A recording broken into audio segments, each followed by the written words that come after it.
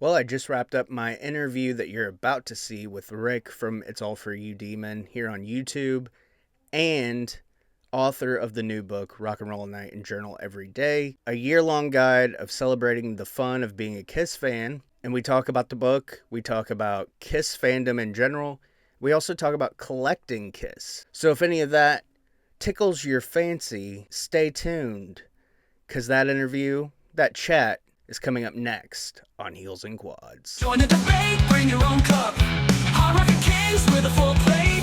Heels and quads, you can't run late.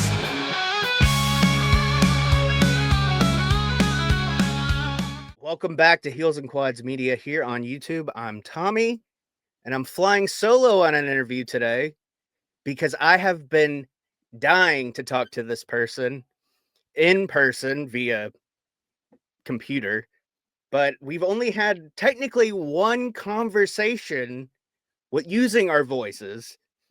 And even though we've been talking on Instagram for 2 years, because Yep. the first time I reached out to you was the passing of Large Marge. And because it hit me too as a dog owner, and I was like, oh Yeah. man, I know that feeling. And I'm like, and she was such a huge part of the channel and still is. Her memory lives on, obviously, through the channel. I'm talking, of course, about Rick from It's All For You Demon, an author of the book that Oh, you can get geez. now on Amazon, Rock and Roll Night and Journal Every Day, a year-long guide celebrating the fun of being a Kiss fan. Well, thank you for having me on. This is No gonna be problem, fun. man. Yeah, I just kind of wanted to shoot the breeze with you about the book because obviously it's exciting. Being a published author now, but I wouldn't go that far, but I want to add to the book or add to the journal. I could see, and I'm talking to Pop House directly. If anybody from Pop House sees this chat, because it's not an interview, it's a chat, it's just a back and forth. You need to hire Rick to do this every single year. You can sell it on Kiss Online, you can sell it on Amazon, wherever you want. But I want this in hardcover form, like you would get at the Scholastic Book Fair, with the little lock. It could be the Kiss logo with the little keys. I think that would be man, the ultimate. that would be perfect. And obviously through Amazon you have your limitations, but I'll put a link in the description below, of course, so you can go get your own copy. So, like I said before, we'd really only had that one interaction other than just back and forth chit chat about Kiss. Mhm. What overall drove you to this decision to I to think write this? I think it goes back to my college days. The very first those prehistory Kiss comic books that came out in the 90s. Yeah. I remember Spike Steffenham, I think that's his name, Spike, wrote those, and I remember seeing in the back of one of those comics, like, he kinda wrote his history with Kiss and, like, what he loved about them. And that was the first time pre-internet, of course, that was the first time I really saw, like, a a person that wasn't famous write about Kiss, and that kinda just, like, struck my interest, and I remember I sat down that day and kinda wrote my thoughts on Kiss, and I was, like, 18 years old, wrote my thoughts on Kiss, and I had a lot of fun doing it. And kind of throughout my Kiss fandom, I had always wanted to write a book. And of course, you start reading Kiss books, and everyone has written about Kiss, and everyone's written the same story. You know, four guys from New York. Gene was a school teacher, Paul drove a cab. So then I was like, I don't want to do that. So I'll write my history, you know, like my love of Kiss. And then I thought, well, Bob Ross there. Just relax. There. I thought, no kid in Ohio is going to want to read my Kiss story, right? And so around the end of the road, everyone started talking about, like, what are we going to do when Kiss is gone? And I remember thinking, like, I could have fun every day with no Kiss. Like, you actually don't even need Kiss music. You know, you could never listen to Kiss music and all you have is a memory of them, and I think I could still have fun every day. And so I challenged myself to write down one idea of Kiss fun, and I thought if I could do a month of these, I can do a whole year. And so my goal was just to do a month. I did a month and it kind of flew. And I was like, you know what? I'm just every weekend, I'm going to write 13 of these. And so every Friday night, I would sit down and write 13. Sometimes I'd end up writing like 25. And before you know it, I had a whole year. And so I was like, this is awesome. And I was going to call it like Journal of 1,000 Years, kind of a play on the Psycho Circus song. Yeah. And then one day I was like, rock and roll all night and party every day. And I was like, rock and roll all night and journal every day. Cause that's kind of what it is, right? You're supposed to journal every day. And so I was like, this is pretty cool. So I was pleased with it. It gets nerdy at times, but I think that's the fun of being a Kiss fan too, is getting a little nerdy with it. That's the idea of being a Kiss fan. It's Yeah. just it's I'm such a fan of so many different bands and things. Like I've heard you mention, comparison to like Star Wars and stuff. Huge Star Wars fan. I was a huge wrestling fan. I've gotten out of that after podcasting wrestling. It got to be too much, and the fan base is just so ridiculous that anything you say is like under a microscope. Even if you're a Uh, nobody, a fan just talking about it. And there are that corners of Kiss fandom where you're gonna have those people that come out of the woodwork. Well, you got this wrong, and actually, this is the correct. Like I've heard you talk about with your interview with Tim, Vinyl Confessions. You talked about the release dates and stuff, and that's so true. mhm. Like nobody really, for sure. I don't even know if Gene and Paul remember the actual date when the first album came out, and they were so Yeah, busy. It's probably a blur, anyways. and researching all of those release dates, I stumbled upon a interview with Peggy Tamarkin, Hmm. and they were talking to her about January 3rd being like the birth of Kiss, 1973. And she said that they just made that date up. It was sometime in January, no one really knows when, and they couldn't use January 1st. So they just used the 3rd. And that's so everyone believes like this certain date, and it may not even be that date. So who knows? Like, Well, because I think it was the farewell tour magazine before they went on tour. They released that. I remember getting that in the grocery store, and I believe it said in there end of 72 is when it started. mm, So, I mean, like we said before, with dates, who knows really? But hmm, that's fun. It's fun to research stuff. Like I don't know if you watched all of the last episode of Critical Kiss, but I found that TV movie that they were supposed to be in, hmm, uh, and I'd never heard that before. I'd never heard anybody talk about it. It was just like a yeah, happenstance. I stumbled upon it, and I was like, "Oh, this is really neat. I'm going to bring this up." Not just the book, but your channel overall. I mean, that's kind of what inspired me to move from not just we did the jump from wrestling to music, and hmm, then we kind of did just like a overall music thing. But when I started doing solo videos, your channel actually is one of the reasons why I started making Kiss content. Started with the mm, rankings, and then it went from there. I did a live stream with Brant, our buddy, pre and post show of the last show. We watched the pay-per-view together and we're DMing back and forth, and you were there, right? yeah. We went to both nights. What was the atmosphere like in MSG? Like I've been to the Garden before, but not for a Kiss show. It was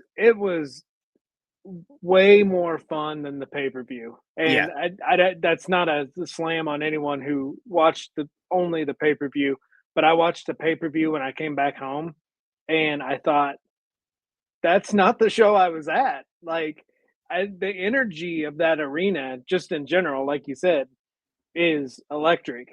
And then it's a Kiss show, and it's the final Kiss show, and it's just like this camaraderie of everyone there. Like, I just got goosebumps kind of thinking about it. Yeah. You're just, I don't know, it felt like being like at a WrestleMania. Like, Yeah. you're just so hyped and so excited that this group you love is here. And then I watched the pay-per-view and I was like, "Oh gosh, that's horrible." I mean, I hate to say that, but But it it's wasn't a true. good It uh-huh. wasn't a good experience. The mix was just off sound wise, and like you said, we're not here to knock it. I'm not Yeah. knocking anything. Just like I never knocked Paul's voice publicly on YouTube or anything like that, or even on social media. But even that, like watching a live clip on YouTube or pay per view, and whether there were tracks helping him out, the difference, just like you said, the atmosphere of the crowd, it Mhm, changes the way it sounds in mhm. person compared to a taping. Yeah, and the night 1 was a lot more fun because it felt looser, and you could tell they were rehearsing for night 2 because Gene and Paul would, like, point to cameras and stuff, and so you knew, like, something was going on, and then night 2 just felt choreographed, which I get you have to do that. It's pay-per-view. You can't Right. just go out there and run around. It's gotta have some stage design to it, but overall, it was a magical experience, and that week leading up to it only helped because that was just like a Kiss fan convention for a week in New York City, so that was fun. Yeah, it was cool because my dad still lives in New Jersey, so I was like, Mm. "Hey, if I know you're working in the city this week, like, grab me one of those Metro cards or a pizza box or the Oh, newspaper if yeah. you can." I wanna go all the way back because I'm sure I mean, we have a lot of the same audience, but I'm sure there are gonna be people who see this who might not know about It's All For You Demon. So go back and tell me about you and Danny hanging out. Tell me about how you discovered Kiss. So, it was winter of '88, my freshman year of high school, and Danny came up, my best friend Danny, he came up to my house, and, like, we had a long history of just hanging out, uh, BMX bikes, four-wheelers, we both got into the Beatles and wrestling, that was a big thing of ours too, and he had started getting back into Kiss. He was a fan in '78 when the solo albums came out. He would have been 8 then, and so in '88, he comes to my house with a rented copy of Phantom of the Park and the Gene Simmons solo cassette. And so we watched Phantom. I absolutely loved it. It was everything I loved as a kid. Star Wars, Incredible Hulk, Wonder Woman, rock and roll. I was a big Motley Crue fan. And then we listened to that Gene Simmons solo tape and I just fell in love with it. I'll admit I love the makeup. Like the makeup was a big hook for me. And I remember Danny asking me, "Do you only like them because they wear makeup?" And I was like, "No, no, I like the music." But I was totally lying. I mean the and what kid in the '70s didn't like them only because of the Yeah. makeup, you know? I mean, I love the music, of course, but that makeup hooked me in so much. You know, I was such a Motley Crue fan, and by '88, girls had come out and they were into jeans and they had denim and leather and the Harleys. And they had kind of lost that theater of pain look, which Yeah. I loved. I loved the big hair and the makeup and the polka dots. And so I needed something that was theatrical and rock. And at that time, I mean, Kiss was still glammy too. So it transitioned perfectly into like smashes, Mhm. thrashes, and hits. And you know, then seeing like the Crazy Nights video and the Reason to Live video, and I was just like, man, this is gonna be my thing. I'm just gonna get into these guys, and I loved it. And then Hot in the Shade came out, and I was sold. That was my first Kiss show, and ever since then, it's been all Kiss. Like they're my all time favorite band. Still love Motley Crue, still love Alice Cooper, still love Brian Adams, but it's Kiss at the end of the day. Yeah, that's another cool thing that we share. I also love Bryan Adams, and I'm not ashamed to to Oh, mention his name because I really? don't care what anybody says, man. When Prince of Thieves came out and Everything I Do hit the radio and it was on Mhm. every 5 minutes, I didn't care. I still love it. I've sang it at karaoke, solo, Me and my wife have done it as a duet. Like it's That it's is a awesome. it's a great song. And That Bryan is Adams' awesome. catalog, man, he has some rockers too that people just overlook. He's an Oh gosh. incredible singer House and Arrest. songwriter. Yeah. Yeah. And I not to get off topic, but I hate when you say you like Bryan Adams and everyone's like, "Oh, the Robin Hood song," and you're like, Yeah. hmm, Well, and "No, I'm it's just saying that more than because it's that." awesome. Well, no, and I mean, you're like, it's it's more than that. And I mean, I, if you ever want to see a great show, go see a Bryan Adams show. He is flawless from beginning to end, and it's just you can't make fun of him. No. And that new box set's great. Hmm. And I mean he wrote for Kiss. So Yeah, War Machine, Rock and Roll Hell, two of the greatest street songs cred from right there. Creatures. Yeah. Two of the heaviest Kiss songs ever. Hmm. Who would have knew, you know? I mean, as a kid, I didn't know. Oh, and Early on when I first heard the songs. I remember seeing his name for the first time when I bought Creatures of the Night on CD with the '85 cover, and seeing like B Adams, and you're like, wait a second, that's Bryan Adams and Jim Balance, and you're like, whoa, my worlds are colliding. And that's another thing. It's like I love Rick Springfield. I've seen him in concert, and like people are like, "Oh, that's old lady music." I'm like, "No, that's good music, man. He Yeah. wrote great pop tunes." Oh my gosh, yes. You can love more than one type of music, and Hmm. that's another thing. It's fun of being a music fan in general. You know, it's Hmm. like you don't have to poo poo everything just to look cool. Yeah. As you brought Smashes up, I actually just got that on vinyl for Christmas. Awesome. My wife said, "Pick something out because I don't know what you really want." And I was thumbing through Discogs, and I'm like, I remembered seeing your video with all your Smashes stuff, and I was like, "I really want Smashes on vinyl." So I got it. And it's Does awesome. it does it have the hype sticker? Oh, yeah, dude. All right. Yes, yeah. And you actually helped me decide on getting Unmasked that came with the merch form because I know merch forms are big in Yes. Kiss collecting. What and you have been on the trek this year or the past few months at least of finding this guy. His merch Yes. seems to be the hardest to find, and I think you're on to something with that. Yeah, I don't I don't know if it's because people don't sell it or I don't know. It's just Ace is the hardest of all four, and I've always heard they always made more Gene and Paul and then less Ace and Peter. I believe that to an extent, but man, I don't think people give up their Ace stuff. That's No. what I totally think people just hold on to it. I think Ace is the coolest member of Kiss, and I think people just love that guy. Mhm. And Gene and Paul, we know they shoot themselves in the foot all the time, and I think Ace and Peter recently have become the cooler two because they don't really, throw a lot of mud anymore. They're just kind of like, yeah, it is what it is, Yeah, and especially Peter. I mean, we never hear about him unless it's like a mhm. convention or something now that he's doing. and and I think I said it recently in a video or where we know they can never play nice together, all four of them, and so nothing Yeah. is ever going to happen with all four.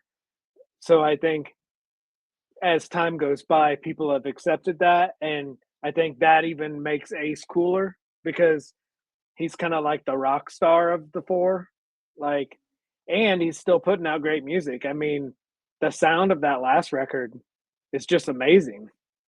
I was actually gonna put that on, and then I ended up listening to Crazy Nights before we did this, but I think Oh after wow. I'm done because honestly, I have not listened to 10,000 Volts since I did my review on the channel after I got my vinyl, and it's not because I don't like the record, I think it's very good, and Mhm. a lot of people say, it's not an Ace record, it's a Steve Brown record. Steve Brown and Trickster, they were a great band that just came in Mhm. kinda at the wrong time. They waited, too late, but they were young.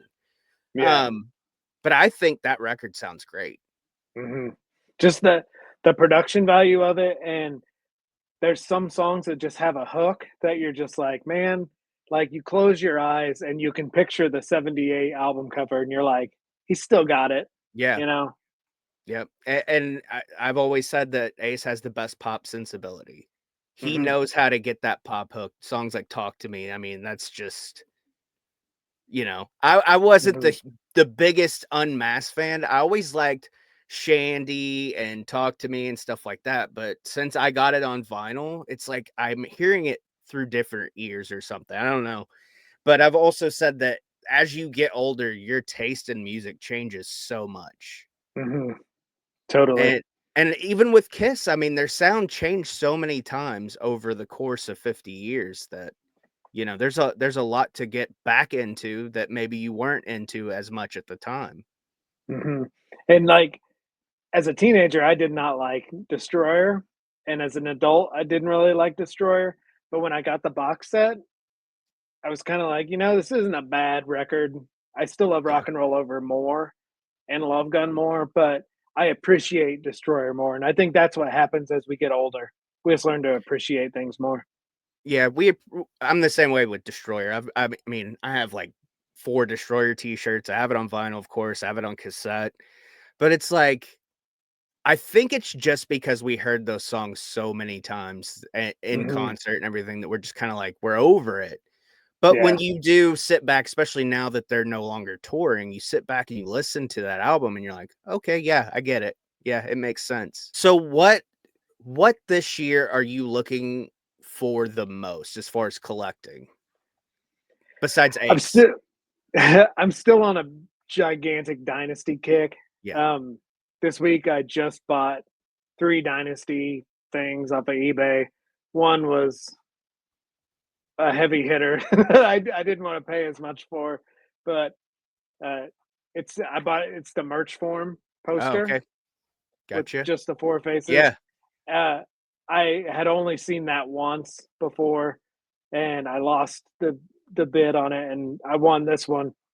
It's kind of beat up, but just to have that, and like I realized after I won the auction, I was looking at the merch form, and I'm like, I have a lot of stuff on this merch form. Like maybe that should be another goal, right? And that's kind of goes back to the book. You just find a little fun thing to do with Kiss, and I'm like, so just like try to get every piece of merch on a merch form. Some of it will be impossible Yeah, because it's everything really costs difficult. so much now. Mhm. But by the way, have you seen? Not to be off topic, but have you seen You're that fine. solo album promo cardboard thing that just hit Yes. eBay? Yes. The 4 foot by 4 foot. Yeah. My goodness. Yeah, man. I can't tell you how many hours I'm scrolling eBay late at night on my phone when I know I've gotta be up in, like, 5 hours, and I'm just looking, and I'm like, especially with the a coin posters and yeah, I was gonna say merch, but yeah, just the posters, like, I'm like, "Should I just pay, like, the 40-50 bucks and get a repro?" Because to get some of that I stuff is just so expensive. the way the way I look at collecting anymore though is I kind of it doesn't have to be in good shape, and some of that Yeah, stuff you can find pretty beat up for yeah, pretty cheap, and it's like you kind of feel like you won. You kind of feel like you got one over on all the people that are selling their stuff for ungodly prices because yeah. you're just like, hey, I got this for 40 bucks and it's an actual Boutwell poster. It's got some tack holes in it, but who cares? Yeah, and it's not even so much like tack holes and stuff like that, but it's like tears. Like one piece of Kiss merch that I just have to have at some point, and it's probably gonna be a while because my oldest just got accepted into college, and we just Oh, put the down payment down in his dorm last week. So I've oh, been really watching my spending, but I have to have a Kiss Superheroes poster.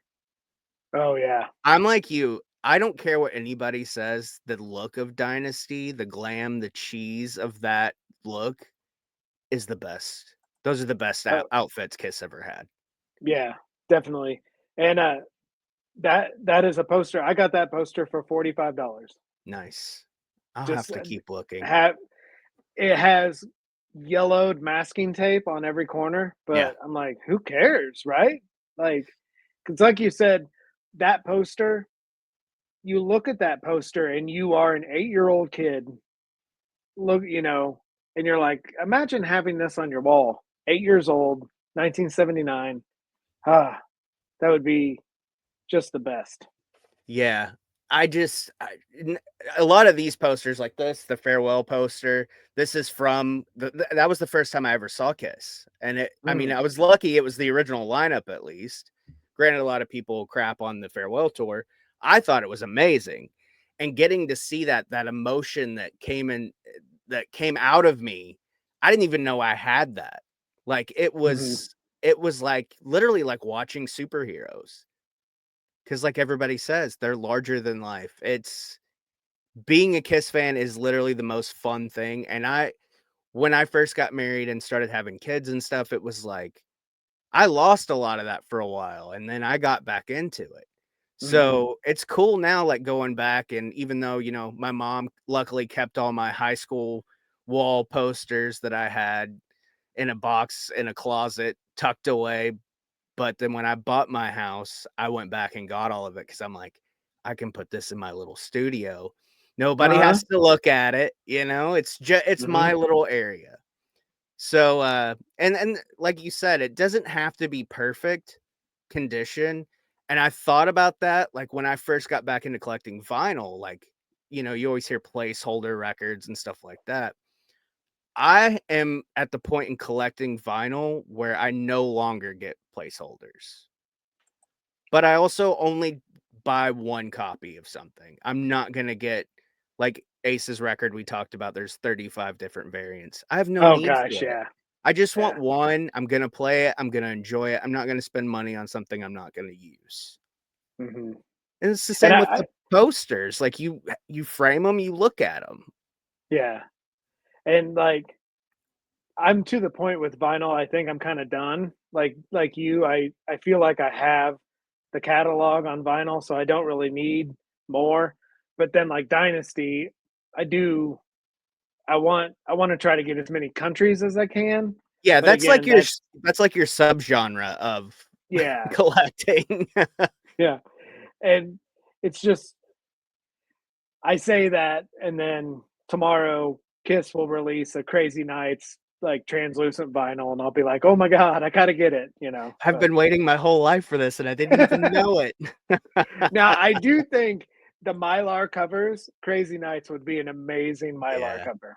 And I'm still holding out on Hot in the Shade. We've talked about it several times, and I'm just like, I just don't know about that hoodie. But I know, I'm but gonna get it because I have to have it because I don't have Hot in the Shade on vinyl. yeah, and that's the thing that sucks is the people that sell those on eBay sell them for way more than they're worth, Yeah, and and it's like I could get an original copy for, a decent copy for 80 to 100 uh, bucks, So then there's that. Do I want the original? Do I care that much to have that original? Or do I want a brand new one with all the shiny little bells and whistles? Which I do want that poster and I do want that cover. So yeah. there's that too. I I have not worn that hoodie in public, but I don't know. It's not I don't think it's as bad as it looks on the website. No, the only thing I just wish the camels weren't there on the front, Yeah, it's a but little weird. mhm. It makes me wanna go smoke a Camel Light, and I don't even smoke cigarettes anymore. Very much, yeah. Yeah, it's like Joe Camel on the back, you know? When you got to the point in writing the book, taking it all the way back, um, what was your last entry? Do you remember? Was it an important one? Because I don't want you to give too much away, but do you remember what the last thing you wrote down for a date? Well, I do know December 31st, but I think I wrote that one early on because Okay. I did record releases, birthdays, um, holidays, and then, like, of course, December 31st was New Year's Eve. So I think I wrote New Year's Eve pretty early on, but then, and this you'll see this in the book, there's 365 entries, so some of them are real nerdy, like talk about the disco visor from JC Penney's that lights up, Yeah. and then the next one will be like, what album of Kiss do you consider a complete snooze fest? And so it'll go deep and then it'll go not so deep because you just have to come up with content. And I do remember at the end there were times where I was like, there's too many like low days where it's not cool. And so then I would go super deep into like fandom stuff and like pick out like obscure stuff from Phantom of the Park and like write, something about Calvin Richards and like a kind of a fair weather Kiss fan would read that and be like, the hell's this about? Yeah. And go write a So snotty review on Amazon about how the book sucks. When I saw that, I was just like, I don't think this person gets it at all. Like, it's not like yeah, a history of the band, which it kind of is. But like you said, there's cool stuff in it. Like this past week, there was an entry that was uh, a 10 question Kiss essay. Create your own 10-question Kiss essay. Stuff like that to me is like, that's stuff that I used to do sitting in junior high with a Kiss t-shirt on and had my binder that I had stabbed with a ballpoint pen, all the logos of all the bands that I like. yes. That's the kind of stuff that I would think about. Like if I could teach this class, if I could teach speech class or advanced choir, like this is the kind of stuff you need to learn about music, you little punk, you know? It's like it's Well, not all about Britney Spears and Backstreet Boys. Like, let's talk about Kiss. and you kind of hit the nail on the head. Like when I think of having fun with Kiss, that's immediately where I go. Like it's 1989. I'm in high school. It's Friday night. I'm in with Danny and his Camaro. We're driving around listening to Crazy Nights, and what are we gonna do when we go home? Like look at Metal Edge magazine, watch USA Up All Night. You Oh know, yeah, like hopefully Headbangers Ball will come on, and just that kind of stuff. And like you said, like sitting in class with your notebook, drawing logos. Man, that's the innocence of childhood and youth, and that's what rock and roll's all about to me. Is that kind of escape, and that's what I tried to do with this book. Is every day you kind of, because we all hate our jobs, right? You kind of yeah. have an escape from your This is a job. safe space. You Yeah, can say that. and you can just divulge about Kiss for 30 minutes in this journal and write in it, draw in it. I hope I hope everyone who has one of these at the end of the year it looks beat up and folded and crinkled and stained because this is supposed to be used and abused. Yeah, I love the idea. As soon as you announced it, because I had no idea this was coming. So when you announced it, I was like, "Holy shit!" I can swear this is my channel. Holy shit, this is the best idea based around Kiss, and it's not coming from Kiss. Big surprise. Oh well, thank you. I think it is an awesome idea, and if you don't have the book already, you can get it right now on Amazon. Like I said, the link's in the description. Rock and Roll Night and Journal Every Day, a year-long guide celebrating the fun of being a Kiss fan. And before we go, to leave you with this, and you've had a little bit of time because I prepped you for it. Now that Pop House has officially taken over, it's been a year.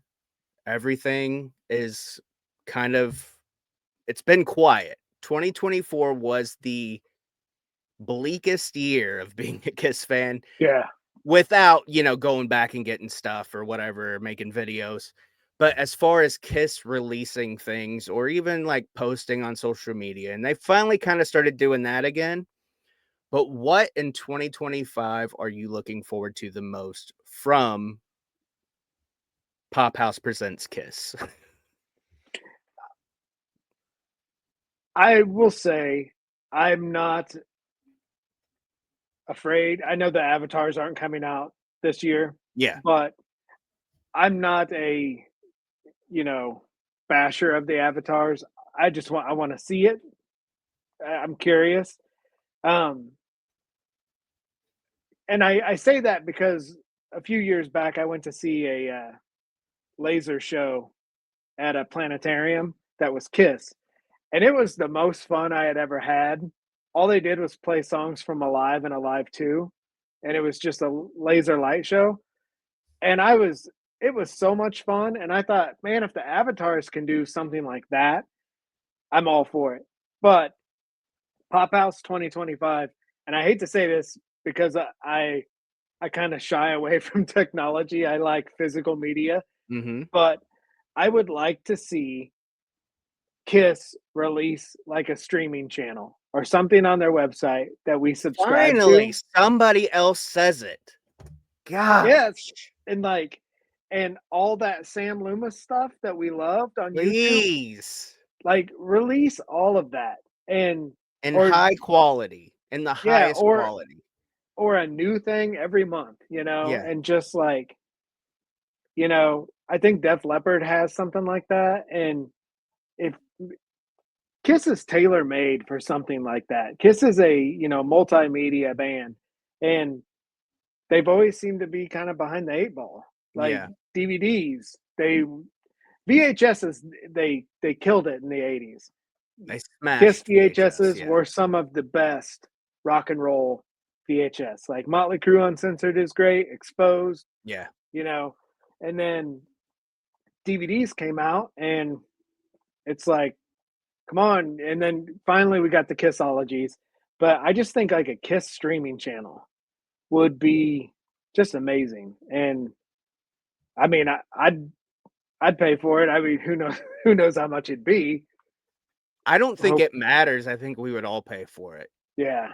Because, I mean, even if you downloaded anything, which you shouldn't do that, but even if you did it, like, the quality wasn't as good as, like, if like, Tommy could do what he did, not me, Tommy Thayer. If Tommy Thayer could do what he did with, like, Rock the Nation and Mhm, Kissology and all that mhm, stuff, like, have the time, because I mean, they're not touring. mhm, As far as we know, Tommy Thayer isn't gonna start another band. He did a lot of those DVDs, so why not have him sit down, remix, remaster all those shows and do, like you said, once a month, like, give us something. That's enough mhm, to just whet our beaks enough to make us happy until these avatars do come out, because mhm. 2027, and I'm like you, I don't bash it. I made a 25-minute rant video bashing people who bashed it because they don't even know what it's gonna be, and they're Yeah. crapping all over it. Like, it could be the coolest thing we've ever seen. We don't know yet. Mhm. And I've kind of always secretly, the collecting side of me wants everyone to hate it so they stop being fans and sell all their Yeah. stuff. Yeah, But that would be cool. Yeah, especially if they have a superheroes poster and they wanna sell it to me for 40 there you bucks. go. I'll keep my Um, eye out. I'm gonna keep my eye out for you. I didn't know you wanted that poster so yeah, bad. So that's literally my favorite poster other than the Ace with the smoking guitar and all that.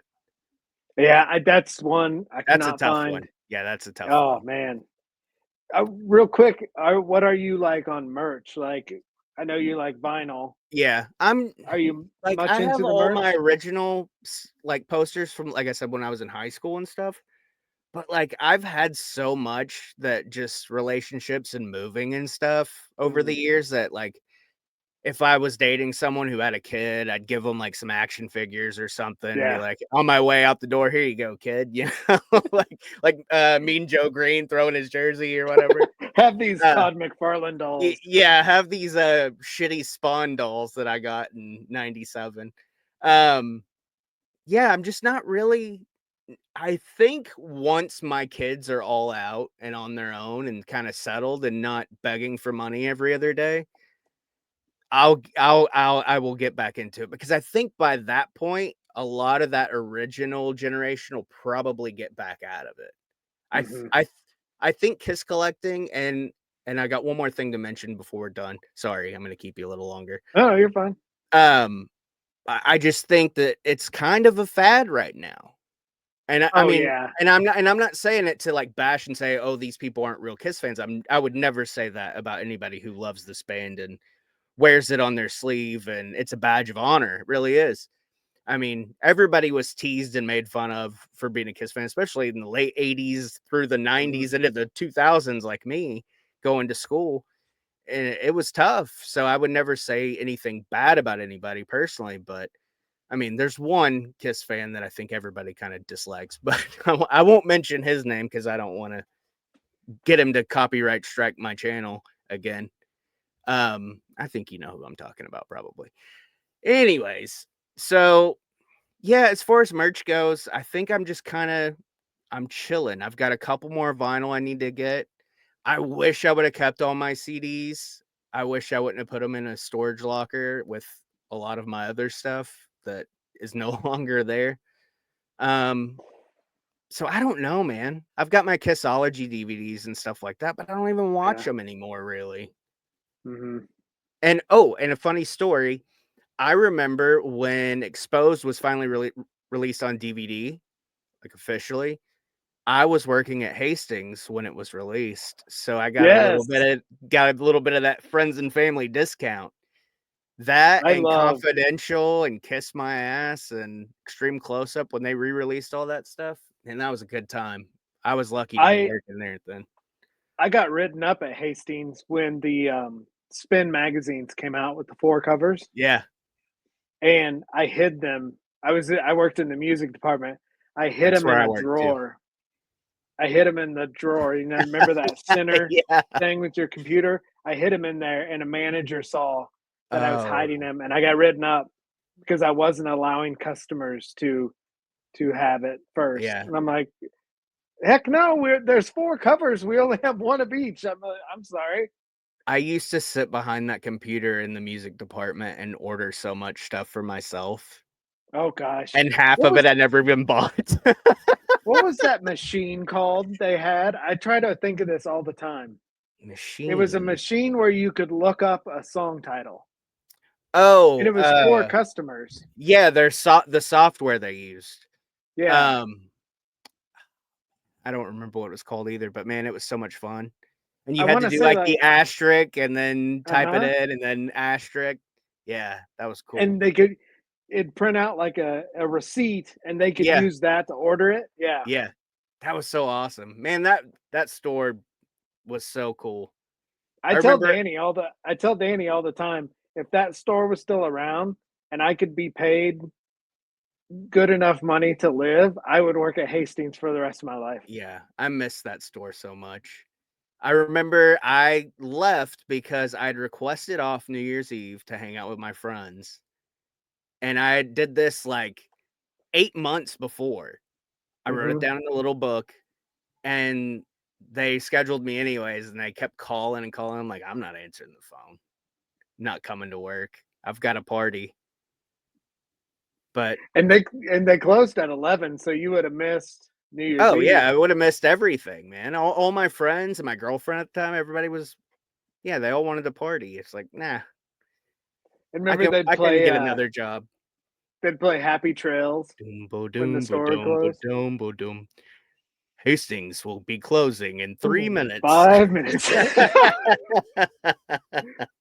Please bring your Uh, purchases to the register. I remember asking my manager, like, "Can I play at least the Van Van Halen Halen? version?" Yes, I do too, all the time. Can we just put in the Van Halen Come version? on, it's awesome. Let's promote your socials and the channel a little bit more, and then we'll get out of here. All right, I have a YouTube channel. It's all for you, demon. I do a video every Friday night, and usually it's it's kind of just merch related, and I try to just I my goal of that again is just to like what would I be doing right now, 1989? You know, what would Danny and I be talking about? And so, kind of just do that. Short little videos, 10 minutes long. Got my dogs in it, some Kiss merch, good Friday night fun. I'm on Instagram, and that's it. I don't. Yeah. Yeah, I did TikTok for maybe a month, and then I did X for a little bit, but I don't know. I'm just an old man. Like I can't keep up.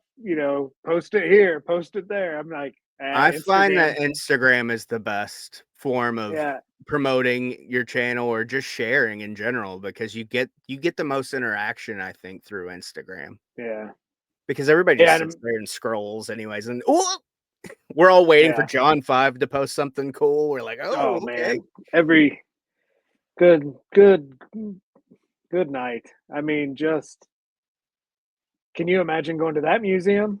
Mm, No, yeah, he should do a tour of he should sell tours of his basement because oh yeah. man, just to see that Kiss Army banner, Oh, just like so I cool. don't want to touch anything. I just want to look. It's like going to Graceland, you just like sitting there Hmm. with your hands on your side, and you're like, okay, move to the side, move to the side. Thank you again for doing this. I really appreciate it. It was nice to finally see you face to face and talk. Um, Yeah, very, very cool to hang out with you. I enjoy talking to you. Yeah, and we'll have to do it again, and I hope for Dynasty we can get you on Critical Kiss Yeah, I would love to. I would love to talk Dynasty or Hot in the Shade. So anytime for you. sure. Because I think we're looking at Dynasty. I think it's gonna hit. I think we're close to hitting it December, actually. So it Oh works wow. out for you because that's your Oh winter yep. record. It is my Christmas record. Columbia Record House proved it with their Christmas brochure. Nice. All right, man. Well, it was great talking to you again, and thank you personally from me for getting me into creating Kiss content. Ah, no.